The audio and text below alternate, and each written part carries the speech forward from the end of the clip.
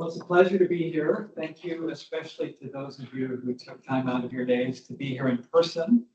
I don't know about you, but I spend a lot of my day behind the computer, meeting with people on a screen, and so it's really refreshing and invigorating to be here in person. So thank you for taking the time. For those of you who are joining virtually, glad you're here as well. I do have one comment for this group. Is if you do go to the national conference, which is in Philadelphia, make sure to wear your Chiefs gear. Oh, yeah. I'm still a little upset about what happened. But, there's always this coming year, so we'll look forward to that. For sure. And we won't remind them about the prior Super Bowl. Oh, they'll be sure to remind us. Have a little friendly bit going. That's right. Well, just by way of quick introduction, so I do work with Sedgwick Claims Management, and obviously we're a part of the ecosystem of the insurance industry. For those of you who don't know, we're the world's largest third-party administrator. And so we're on the back end of a lot of these claims. We're about 33,000 people in 80 countries around the globe. We have a presence here in Kansas City, although it's not one of our hub locations. Our headquarters is in Memphis and also in Chicago, and lots of other places around. In terms of my role, I oversee our global talent acquisition function. So I'm responsible for recruiting. And therein lies my direct connection with NAAIA. We hire between 8,000 and 10,000 people per year around the globe. So a fair number there. And we've been great partners with NAAIA over the last couple of years. And Kenya is on the board here in this chapter, and she asked me if I would be willing to do this. And I said, willing, I'd be thrilled to do this. And so I'm really glad to be here. And my topic for tonight is around resumes and LinkedIn and how you make those fresh. And I'm going to actually speed through most of the prepared content. And I would encourage anyone, and maybe somebody's monitoring the chat, if you have questions while we're going, please stop. This is very informal. And I want it to really be more of a dialogue than a presentation. I noticed the people in the back of the room didn't come up here in front, so I didn't have to make my way back. Feel free to ask any questions as we go. Now, it's not a particularly interesting topic, maybe, but it's a very important one, particularly where I sit, where I do this all day long, and maybe where you sit as you think about your career and your experience and your trajectory in terms of where you want to go with your career. And until something changes, resumes and LinkedIn profiles remain the primary calling card that you have when seeking a new opportunity. And so it is fairly important.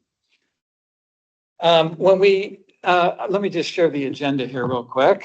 So we'll talk about resumes first, and then we'll talk about LinkedIn, and then we're going to talk about artificial intelligence, Gen AI.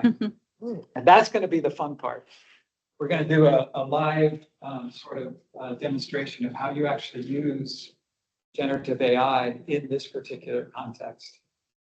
All right, so updating your resume. So your resume is essentially your calling card, but it's a variable calling card depending on who you are calling upon and for what particular purpose. And so the way I think about a resume is it's a document that I keep and then I adjust and I update as needed. Pretty straightforward. And obviously it's in the context of your careers. Here are a few tips, and I'm not going to go through all of these, but speaking from experience, one of the things I look for is someone's tailoring of their resume for a particular role. I also look at things like brevity. The last thing I want is a resume that's 4 pages long, particularly if it's for a more junior position. Knowing that communications is important in business, and if you can communicate crisply in any role, that is an advantage. And so I like brevity. I also like formatting, be crisp. You may not think that bullet points and paragraphs matter, but when, like what I do, I look at hundreds of resumes. If I can see something that I can scan quickly and it's organized and it's crisp, that's going to get my attention a lot sooner. And then skills is a topic that I wanted to touch on very briefly. So you may have heard about a migration of organizations away from job descriptions and job roles to more skills-based jobs. And what that means is, let's say your experience is as an adjuster, and maybe it's for workers' comp, and maybe you're interested in some other form of adjusting.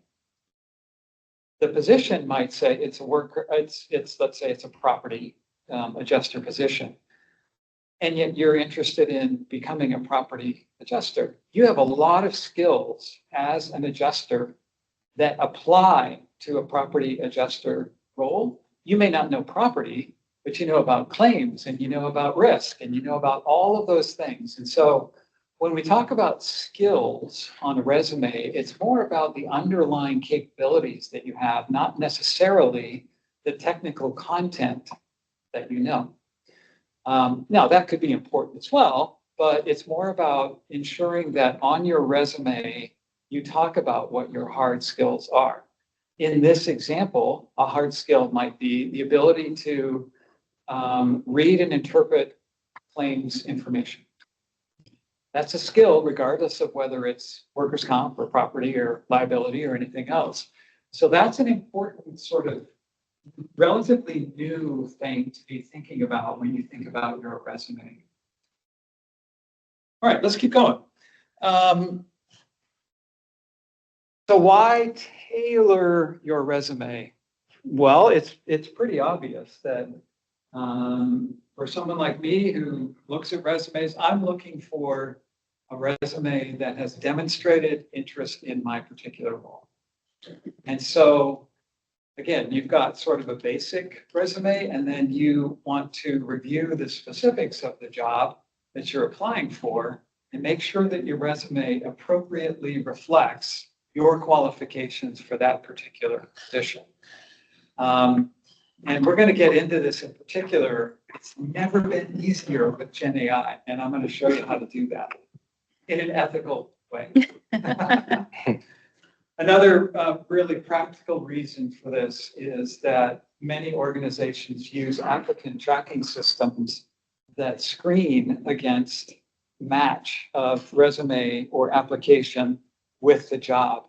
And so the more you're able to incorporate legitimately the specifics of the job, the more likely it is to be flagged for review. So those are a couple of reasons why you want to tailor. Questions? Just feel free to shout them out. Yes. So we do have a question. Hold up here. Okay. So I've read that it's a good idea to slightly tweak your resume to fit each position you are applying for. Along those lines, would you consider it to be detrimental to your prospects if each resume you submit is saved with a name specific to the job and/or company to which you are applying, or does it not matter as long as the file name is professional with your name in it? Yeah, so I don't know if everybody online could hear the question, but I'll summarize it, which is, as I tailor my resume, should the file name of my resume document reflect the job that I'm applying for? I think that's a really good idea. I can tell you as a practical matter, I don't really make that connection. When I'm reviewing a resume, I'm not looking to see if it says the exact thing that it matches up with the job. I'm going right to the content, but it is a good idea. And so I would support that for sure. Another question in the room, go ahead. So to tailor your resume, ideally, and I guess this is my opinion, people should be more, especially if you change in functionalities, go more with the functional resume versus chronological, which will allow you to tailor your resume and pinpoint the skills that's relevant to that particular job. Would you agree? That's a great question. So the question was around formatting in particular. Is it better to have a functional or maybe skills-based resume as opposed to a chronological resume? I wouldn't say it's better one way or the other, but what I would say, if you choose the chronological approach, that it's very much skills-based. So that the reader is able to sort of get a quick glance at what your skills actually are. And there is no formula here, right? So all of this it's about, it's about standing out, and however best you can do that is really the key. Great questions. Another one, yes. How far back should you go when listing employment? So the question was, how far back should you go? And my response is, you should go all the way. But the content should also go from medium to very, very little. And so let's say you've had 5 jobs. Your current job, your most recent job, should take up at least half of your resume. And then the next job, maybe a quarter. And then, the last one, maybe just the employer name and position title and dates or something like that. We all like to see the complete history because it tells a bit of a story. But the content of your oldest jobs is not really what matters. So to jump onto that, I know older people, right? To avoid discrimination. If you've been working for 30 years, did you go back to my first job out of high school, right? Well, that's a great question. Right, so I think you may take around all of it. Yeah, what I would say is your professional experience. We don't need to know every single job. But yeah, I think, again, we're looking for completeness. We're looking for breaks in employment. Not that that's bad, but simply to explore, what's going on and why and all of that. Yeah, it's not magic, it's logic. And what I would do is envision yourself in the chair of the person who's reviewing your resume and say, does this make sense? Is this putting my best foot forward for someone who doesn't know me at all? What do I really want them to know about me? And let me get that front and center. The rest of it, not actually all that important. All right, so these are some specific tips about how to tailor the resume. I'm not going to go through these. Again, I think AI is a big help with a lot of this. And so I'll show you what I mean by that in just a second.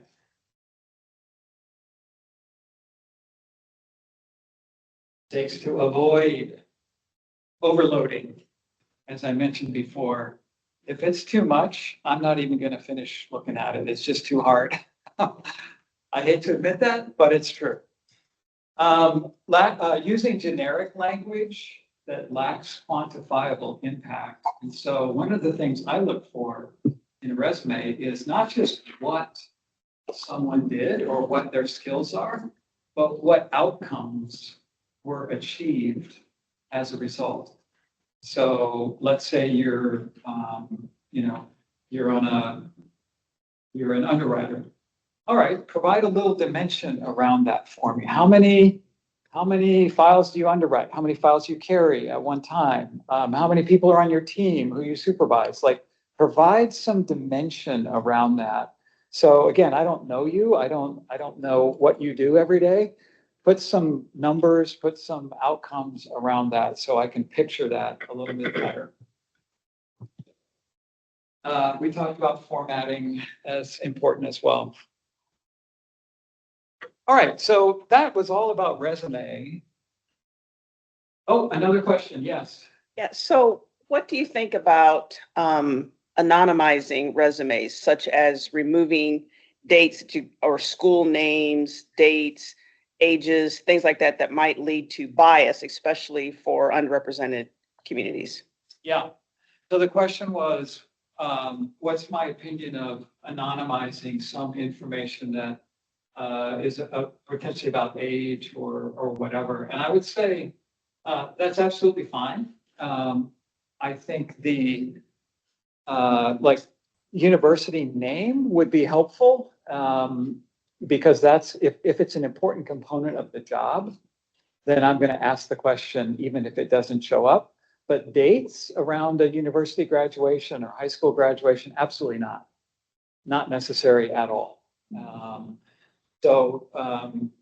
Yeah, I mean, again, I would use your judgment on that. But I'm perfectly fine with omitting some of that information. So if a resume is your calling card for a specific job, your LinkedIn profile is your professional calling card for everyone in your network or in a network that you want to be a part of. So your profile on LinkedIn is not about a specific job. It's about who you are professionally. And so they're obviously going to be related, but they don't necessarily have to be exactly the same. And so LinkedIn is a great way to connect. I assume everybody knows what LinkedIn is and you have a profile and know how it works. Okay, good. So it's very powerful. And it's a great, I use LinkedIn all the time. In fact, for someone whose resume I like, I normally will go check their LinkedIn profile as well as a way to see like what else they say about themselves, what sort of presence do they have in the industry, all of those kinds of things. So it's not an either or. I think both are important and both should be consistent, but they by no means have to be identical. Again, the resume is for a specific job and this is more for your networking. Okay. Yeah. So you recommend that I presume that you include your LinkedIn profile link on your resume? Great question. Should I include my LinkedIn link on my resume? And the answer is yes. Yeah. And even if it's not there, I'm probably going to go find you.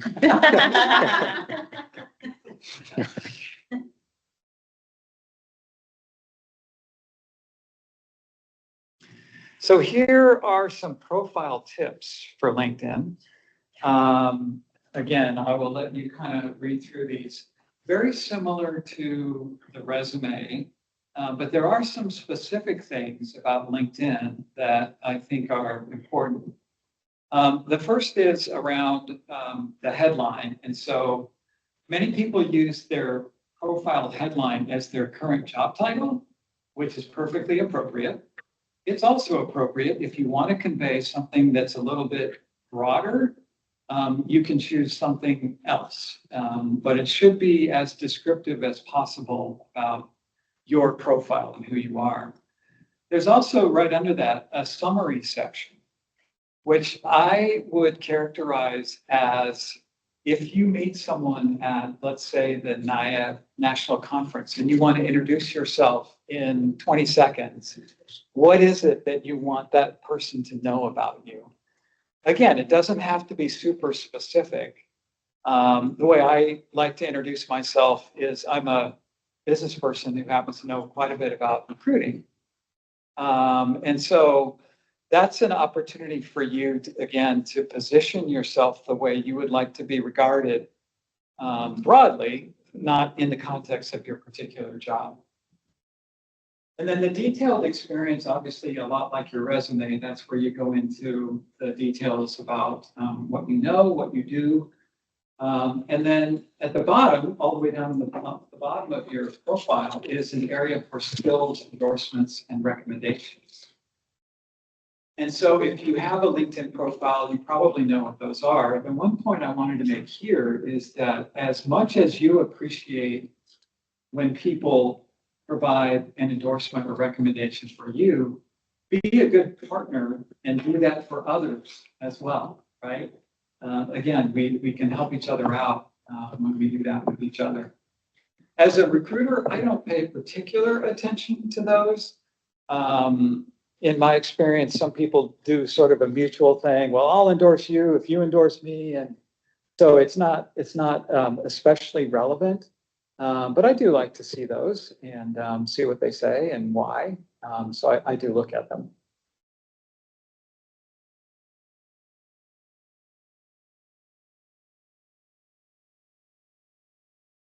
So again, when we're on LinkedIn, your profile picture. So some people may feel a little bit differently about this, but LinkedIn data says that members who include their profile photos receive more than 20 times more views and 9 times more connections.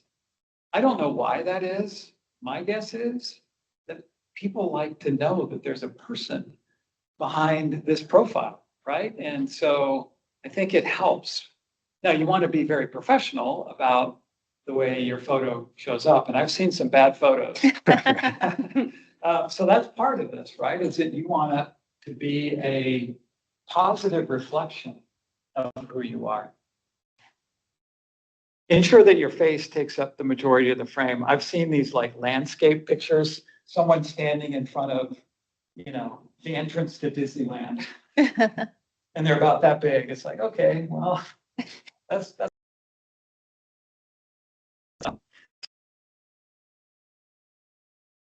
We talk a little bit about the headline. Again, there's some specific tips here with some examples shown on the screen.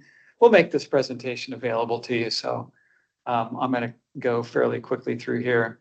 Your profile summary. So I spoke in generalities about this, and there's a section in the slide here that might provide a little bit of structure for you if you're struggling with how to maybe frame it up. And this is one way to think about it, right? 1 to 2 sentences about who you are, maybe 3 to 5 sentences about your experience, your skills, your passions, and then 1 to 2 sentences about your future goals. Again, this is not a resume, so you're not like applying for something. This is where you're trying to convey who you are and what's important to you. And then it's interesting too that LinkedIn recommends a summary section of at least 40 words in order to ensure that it shows up in the search results. I didn't know that, but that's helpful to know. Most people go way over 40 words rather than keep it short. So that might be the bigger challenge, but 40 words is sort of the recommended minimum. All right. So as you probably know, many employers use LinkedIn as a way to search for and identify potential candidates. Even if you're not in the market, even if you've not looked for and applied for a job and submitted your resume, we're out there looking. And so that's why this is important for you to stay current and professional on your LinkedIn profile. Some of the same general points there. All right. Who's heard of generative AI? Everybody in the room. How many of you use it on a regular basis? Most people in the room. That's good. Have you used it in this context, meaning for resume, for job search, for anything like that? I see some heads nodding. Good. So more and more, I think people are coming to use it.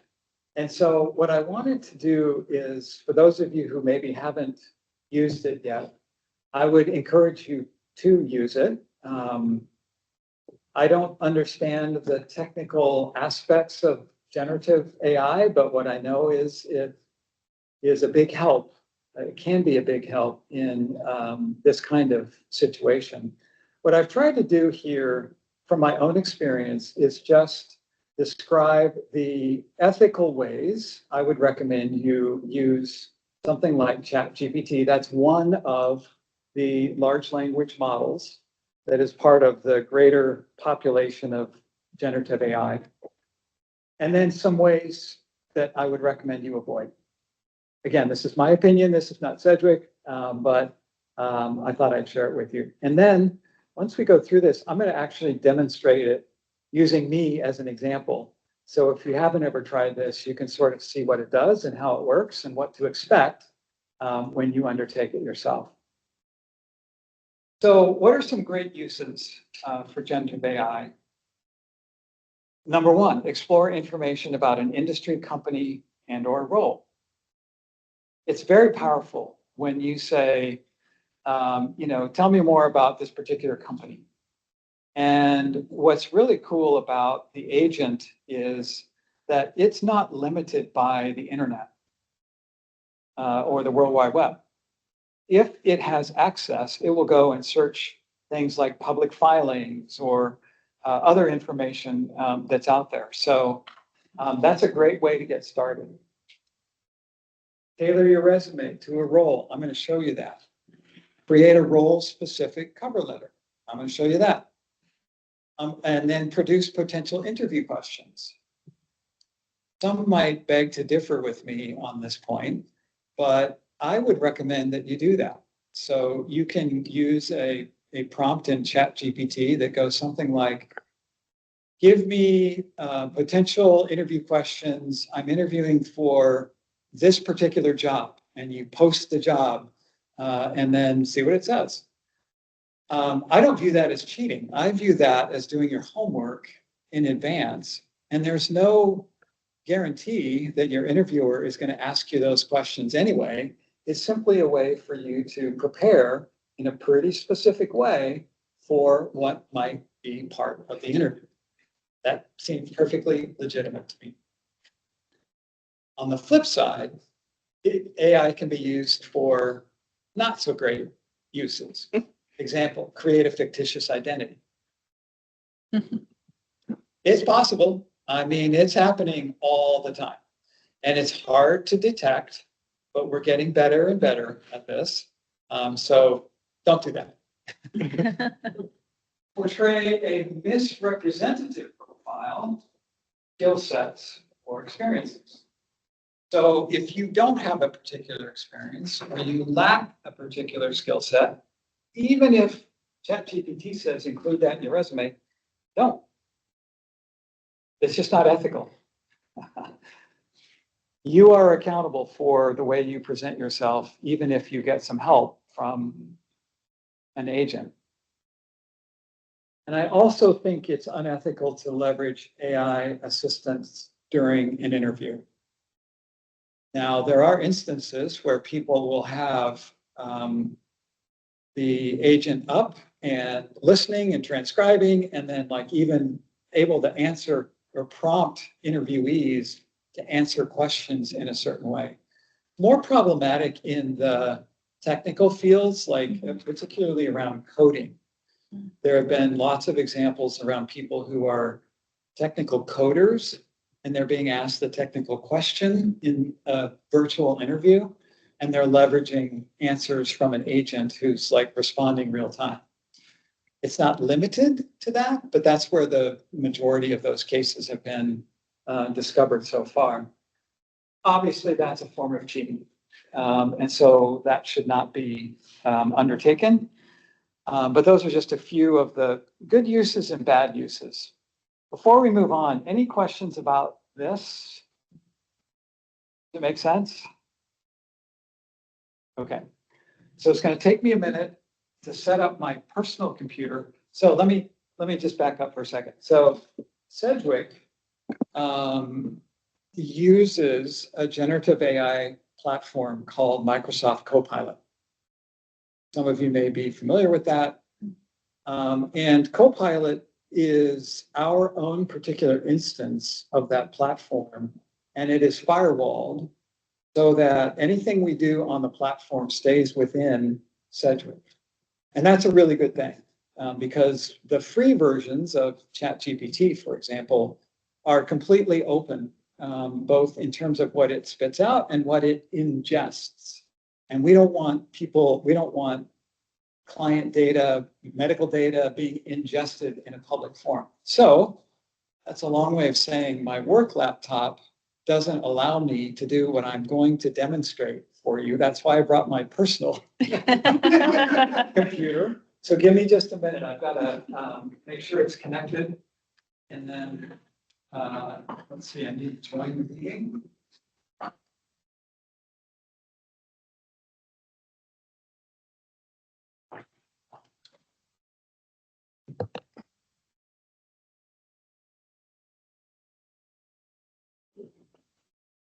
I told David earlier today that this is all an elaborate scheme to steal his personal identifiable information. This is a massive phishing attempt. So this is not a real NAAIA meeting. These are all paid actors. Yeah. Okay. Now I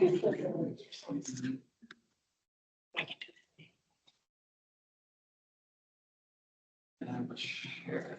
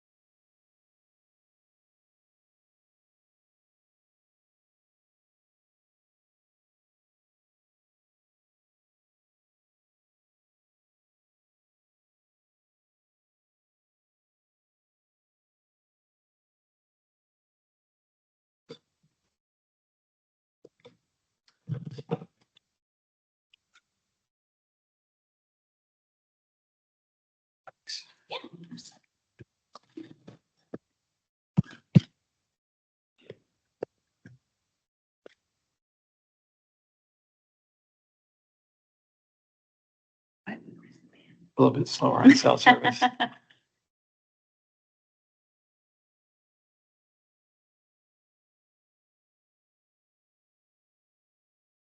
I'm trying to join Teams at the moment, so I can join the meeting, so I can share my screen.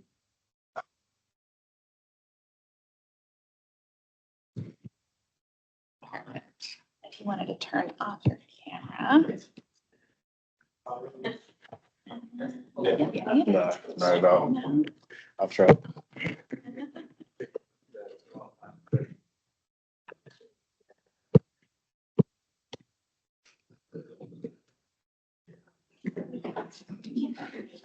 Okay. Here we go. Perfect. Yeah. Fantastic. Go back. I'll put a few in. And then, I got you. hey, Christian, your email. Good to see you. How you doing? Back. Kind of tired of And being hungry, but.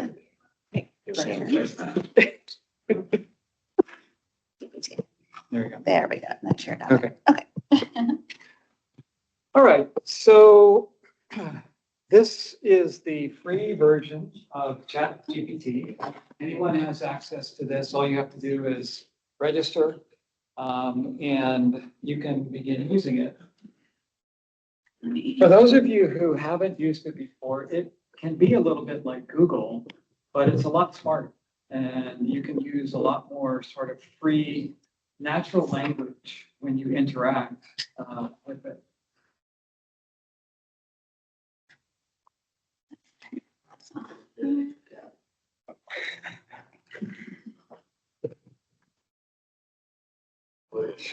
Maybe participants can share. Kathy, do we have him listed as a, Do we have what? could we add him as a, As a presenter rather than. Right, yeah. Screen recording. I'm sending you a screen recording.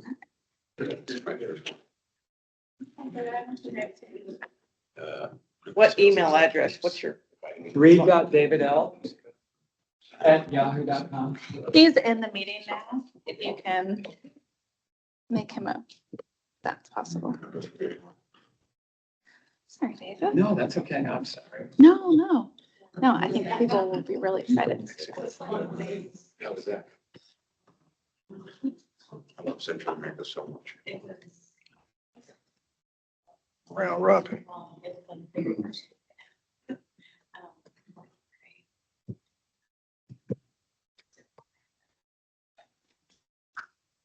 you say a couple extra days. Smart, smart.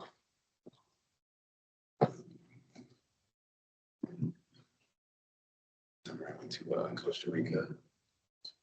No way. Where'd you go?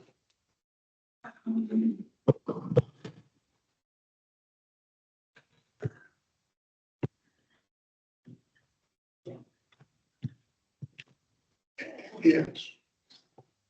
I think I just made you. Okay. There we go. Okay, we're back. All right, so I'm David. I'm interested in a new job. And so the first thing I want to know is what jobs are available for someone like me. So that's where we're going to start. Show me available jobs for global head of talent acquisition.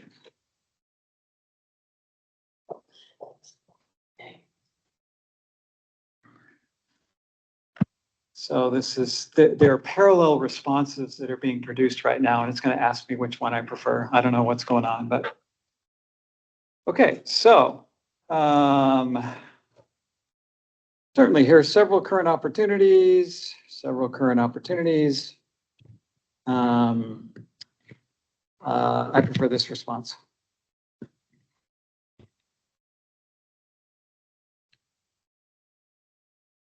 All right, so where did it go?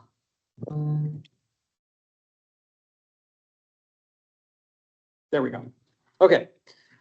So this is, this is real time. These are jobs. So there's one in Chicago with Morningstar. Another one with James Hardy. That's Global Head of Talent Organization and Engagement. In New York, Ion Group. And then other US locations, Yeti, et cetera, et cetera. Okay, interesting. So now what I want to ask is,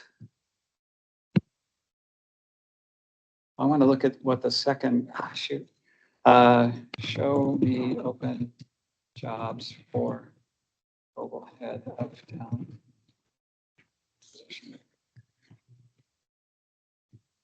See what the other response said.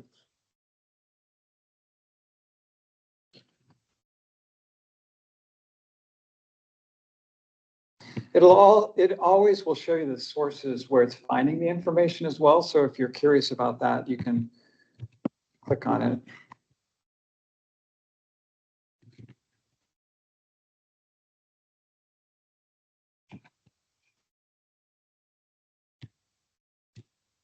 So where are the results showing up?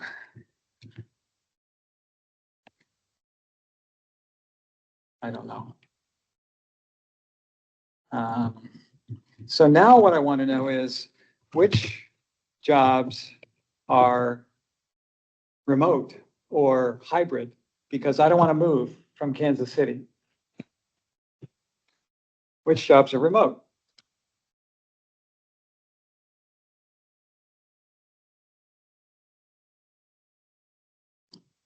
Interesting. Maybe I should have said that when I did the initial prompt. These are positions that didn't come up in the first prompt because the prompt I gave was looking for global head of talent acquisition. Now this says head of global talent acquisition. That's a good match. But this one, number 2, just says head of talent acquisition, not global head. Some others are director. That's probably not an appropriate level for me. And so it's interesting how now it's filtering against the prompts. So what else would I want to know here? How does my resume compare with these open jobs? That would be pretty cool. So compare my resume to these jobs.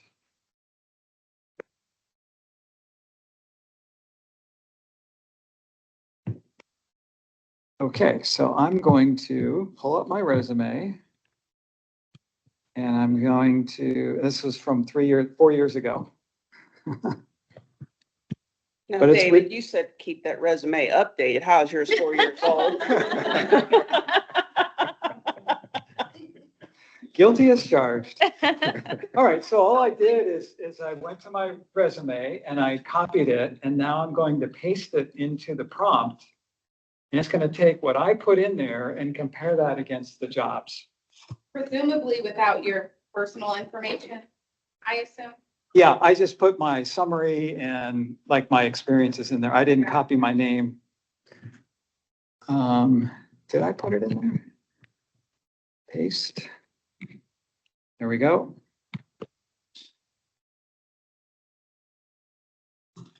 Based on your impressive background, here's a comparison. It's so encouraging, isn't it? Yeah. Whether it's true or not. So now it compared against all of those jobs, what I would probably want to do, and so it's given me some strong alignment. It's saying some minor gaps. And these would be things that I would want to think about in terms of enhancing my resume. But I'm actually going to do it against one particular job and see what it tells me. So let's see, let me go back up here. I'm interested in that Morningstar job. So For real, he's gonna apply right now. Let's see what that might be like. Yeah. We're under. This supposed exercise. Next week, there's a new update on LinkedIn. I'm actually not applying at this moment. Right now. Right now. Later on, you're gonna be like, well, that looks really cool. Okay, so it's a strong alignment with Morningstar's requirements. So let's see what it says. Okay, all of those are good things. Now, areas for enhancement. The Morningstar job description has some specific requirements around employer branding. Well, I have a lot of experience in that area, but it's not jumping out in my current resume. So that is a prompt to me to go address that. Technology and systems. All right, so now I'm going to say, edit my resume to better match Morningstar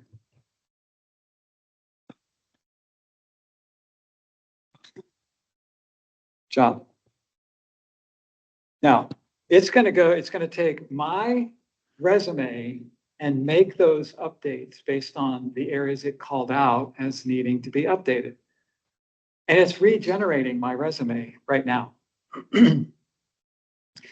Now it's my responsibility to go through the resume that I asked it to update and make sure that it's accurate, make sure that it's something that is true and reflective of me.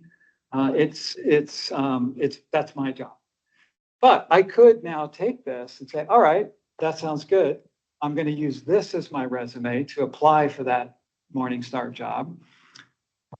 And now let's see, draft a cover letter for me to apply to this job.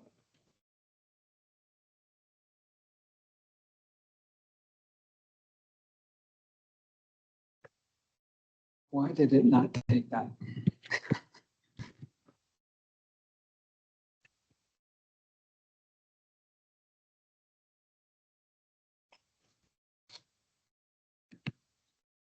I don't know why it's not doing anything. It must be thinking. But anyway, you can see in the course of just a couple of minutes how easy that is. I didn't have to go to LinkedIn. I didn't have to go to Indeed. It went out and looked for jobs based on what I asked it to do. Now, if I were actually going to apply for the job, I have to find out where the application would be submitted. But I had my resume. I updated it for the job. It's crafting a cover letter for me, or maybe not, but anyway, that's what it would do. And that just took a handful of minutes. Easier than ever to be able to do this. So if you haven't tried it, give it a try. And again, everything we did there falls under the category of what I would consider to be ethical use of the tool. It's not changing anything about me or about my experience. It's all accurate, assuming I would review that, right? So it's just a very handy way to search for jobs in the modern world. So yeah, go ahead. David, what recommendations do you have for someone that maybe doesn't know what job they're looking for? And perhaps they aren't looking for the same type of job that they have, or maybe not a step up from where they are, but want to be able to apply like their transferable skills to something else. Like what tips would you have for someone crafting a resume or using ChatGPT to say, I'm maybe not explicitly qualified for this role, but here are my transferable skills. How do you convey that in a resume or a cover letter, or how do you prompt ChatGPT to help you with something like that? Well, let's take a look. So let's start, whoops. Start the conversation. So let's start a new chat.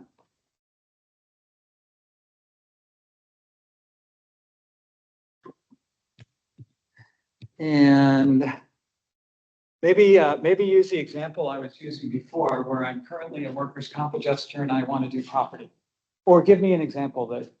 Yeah, no, that's fine. Okay. But I guess just like as a recruiter, what are you looking for? Like if you, let's say claims and underwriting, because that's maybe, I've been a claims adjuster my entire career, but I want to make a jump to underwriting. I have no underwriting experience, but how do I convey the transferable skills that I have to match the role?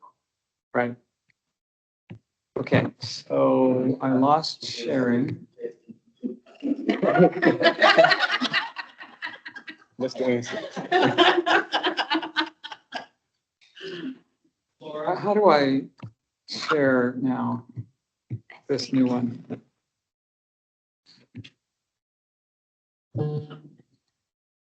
Oh dear, your call has dropped. Rejoin. Are you still going to?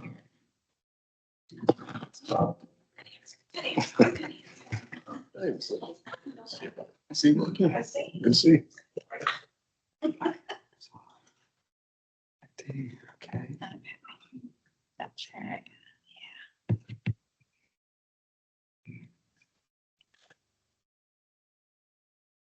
Are we back? We're back. All right. So I am currently an adjuster and want to become an underwriter.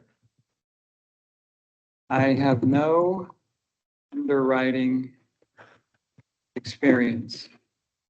What should I do?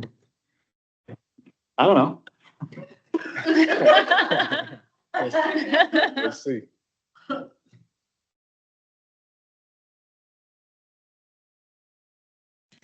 So highlight transferable skills. We touched on that a little bit, right? Tailor your resume, mention cross-functional collaboration. And there's a bunch of stuff on here. What I would do next then is take my current resume and say, here's my current resume. What are your specific recommendations in terms of skills, or where do you see the match and where do you see gaps? You can treat it like another human and ask those natural questions.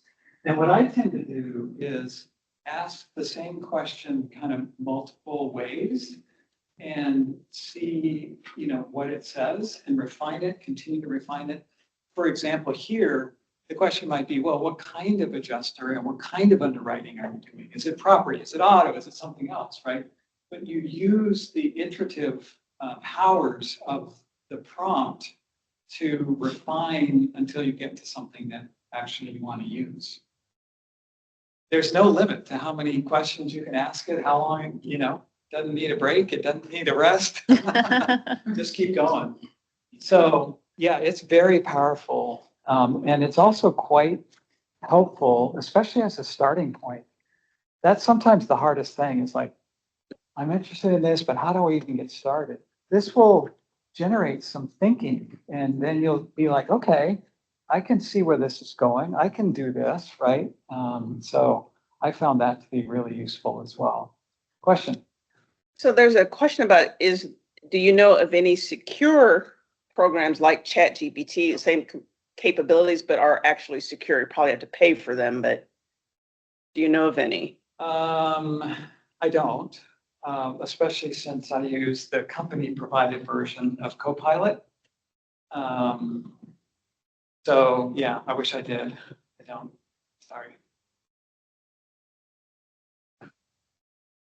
Now, what I've done, right, is now the content of my resume, my real resume is now part of ChatGPT.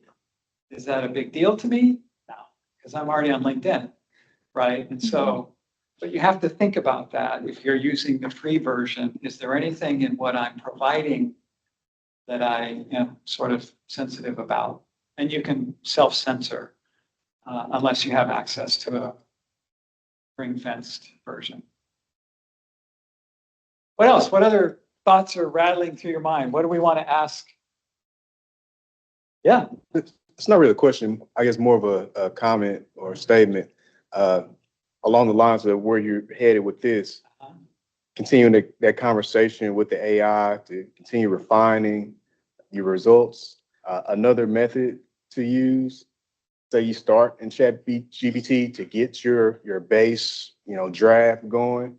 You might, take that to its exhaustion, ask any questions that you feel like you need to, and then drop that into another platform like a Gemini or Copilot, because the languages are similar, but at the same time, the tone can be different. Yes. From each platform.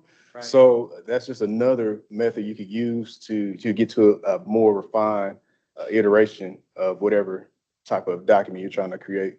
Yeah, that's a great comment. Thank you. For those of you who may not have heard, the recommendation was to even use different large language models to run the same prompts and see how they bring back different results, because they are all a little bit different. Their algorithms are different. And so if you have the ability to do that, I think that's really good advice. Thank you. Yeah. I think Ryan just gave us the playbook for how he left Intrepid. Oh. I think he gave us the playbook for writing his resume. Secrets out. Yeah. It is what it is.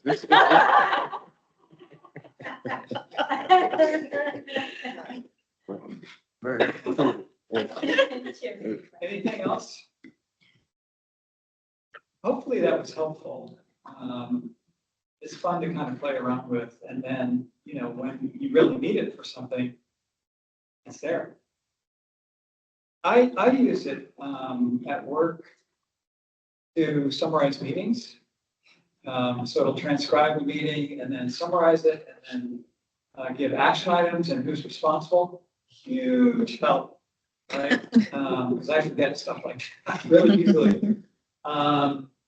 I will use it to generate a new job description, for example. Here's the title, here's the industry, all of that information. And it does an amazing job of drafting the initial version. And then I'll spend probably 20 minutes going through it and making the adjustments that I know are necessary. But it saved me probably an hour and a half worth of starting from scratch. And that's huge. So there's a lot more that can be done and a lot more on the way in terms of what these very powerful engines can do. But that's just the start. I'd really encourage you to get started if you haven't. I did have another actual question. Sure. It's kind of a backtrack to the actual resume itself.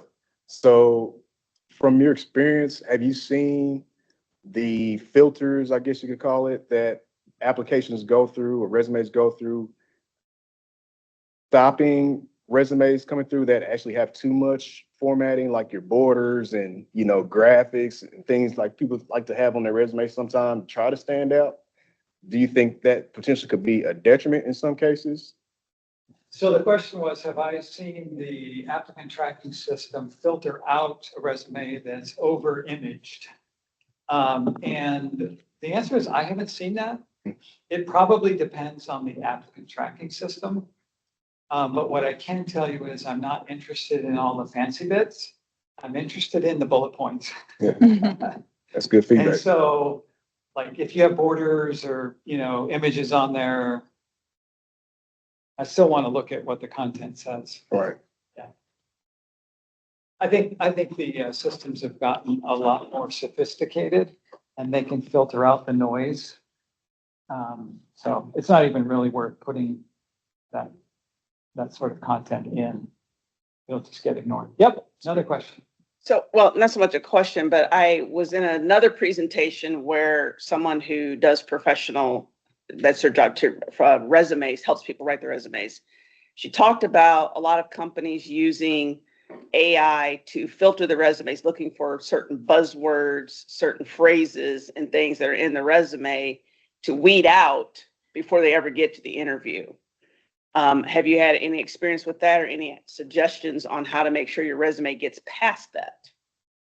Yeah, so the question was, do these systems filter out resumes? And the answer is yes. I mean, that's what these systems do is they take the job and they compare that with the resume and then, you know, sort of evaluate the fit. Now, that is a capability that can be turned on and turned off. And at Sedgwick, we do not have that turned on. And so we don't use that particular capability, but it is possible. A lot of systems enable that to be used. The best way to get around that, which is the second part of your question, is to do what we've done here, which is to use AI. Here's the job, here's my resume, you know, help me refine it so that it matches, you know, as best it can. And so that's what I would do. Again, it has to be true and it has to be accurate, but there's nothing wrong with that at all. In fact, I would take advantage of it. We'll see a lot more of this going forward because it is such a time saver. But at the end of the day, the humans are accountable for all decisions. And so it, you know, it's a big help, it's a boost, but we still need to be the ones making the final decisions. That's where it gets over the line. So that's what we're avoiding.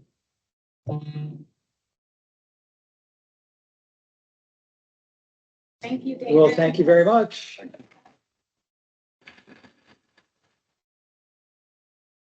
David, thank you again so much for taking the time to